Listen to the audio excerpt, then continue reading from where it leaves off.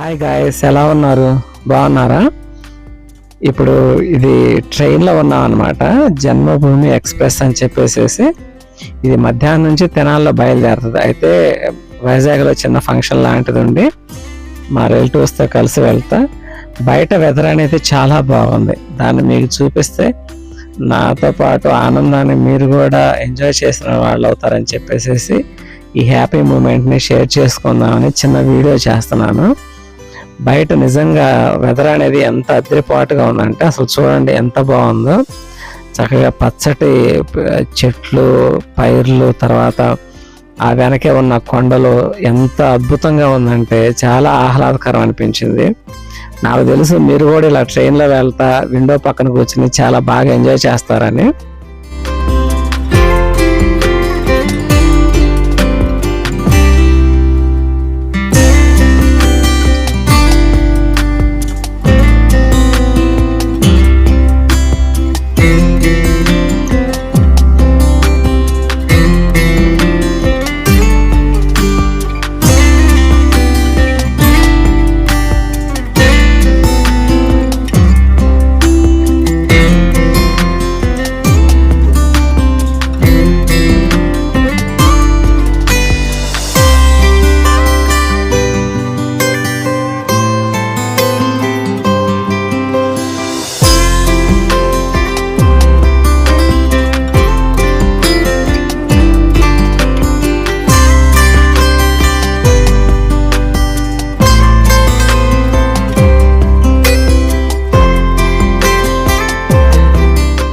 ఇక్కడ చూస్తే కనుక ఈ కాలువ కృష్ణానది నుంచి ఒక పాయగా చీలిద్ది అనమాట.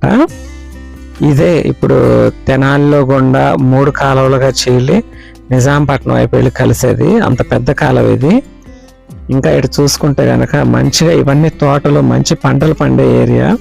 ఇటువైపు నేలంతా వ్యవసాయ ఆధారపూరిత నేల కాబట్టి కృష్ణానది అనేది నిజంగా విజయవాడకి, గుంటూరుకి ఒక జీవన నాడి అని చెప్పాలి. ఎందుకంటే దానిలో నీళ్ళ వల్లనే అటు ఎండాకాలము ప్రజల కష్టాలను తీరుస్తా ఆ నీళ్లు, అండ్ మళ్ళా ఇప్పుడు వానాకాలము, చలికాలం ఆ సీజన్లో పంటలకు నీళ్ళు ఉపయోగపడతా మంచిగా అన్ని తోటలు ఇట్లాంటివన్నీ చాలా సారవంతమైన పంటలు ఇక్కడ పండుతాయి అన్నమాట.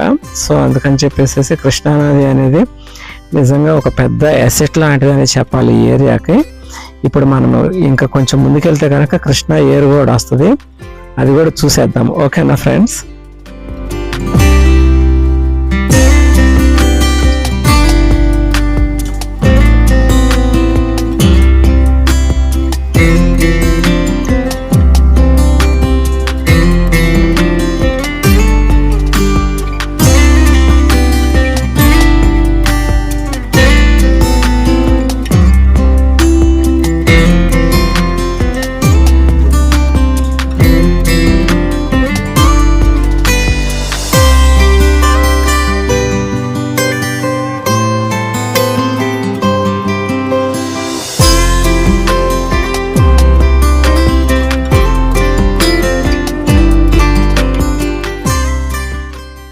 ఇంకా మనం ముందుకు చూసుకుంటే కనుక ఇప్పుడు కృష్ణా తీరం వస్తుంది అనమాట. రైల్వే బ్రిడ్జ్ మీదుగా ఈ తీరం మీదుగా కృష్ణ ఏరు మీదుగా మనం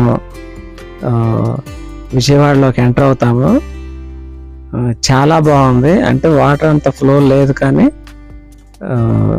చాలా పీస్ఫుల్గా, ప్రశాంతంగా ఉంది. క్లౌడీగా ఉంది వాతావరణం అంతా.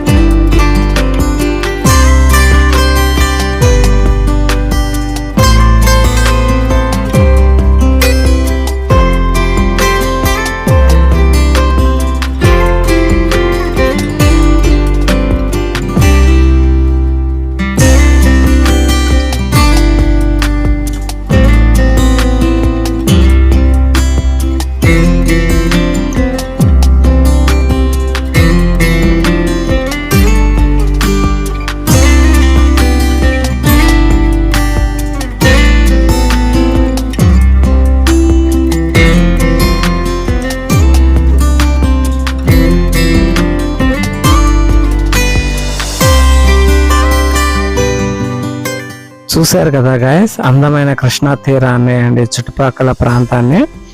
ఈ వీడియో నచ్చితే కనుక లైక్ చేయండి, షేర్ చేయండి, సబ్స్క్రైబ్ చేసుకోండి అండ్ కామెంట్ కూడా రాయండి వీడియో ఎలా ఉందో. మరి ఒక వీడియోలో కలుసుకుందాం. ఓకేనా guys, thank you so much for your watching. I love you guys.